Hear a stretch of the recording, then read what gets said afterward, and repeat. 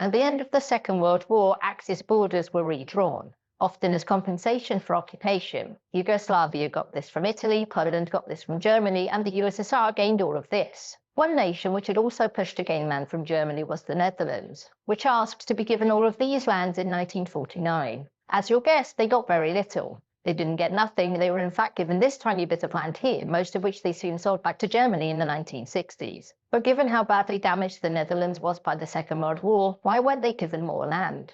So after Germany was defeated, many countries wanted compensation from their occupiers. The Netherlands was no different, and their demands were simple: give us cash, lots of it. Unfortunately for them, the great powers had agreed at the Yalta Conference that there would be no financial reparations, mostly because of what had happened last time that Germany was forced to pay such reparations. And for the Dutch, this meant that the only way that they could get something out of Germany was by annexing land. The proposals were simple: take as much as we can and kick out all of the Germans who live there. Internally, the Dutch government had hoped to be given all of this, which included Cologne as well as important historical cities like Aachen and Münster. There were a few in the government that even pushed for the annexation of lands around Dortmund and Hamburg, but this was seen as unreasonable. So what happened when they put these ideas to the Allied powers? They were laughed out of the room by all except France. This was because France was also pushing for a somewhat dismembered Germany. As such, Plan B. The Dutch reduced their claims to this. The answer was also no, and they came back with the third offer of only taking this. It won't shock you to know that the Allies rejected this as well. And by Allies, I mean mostly the British.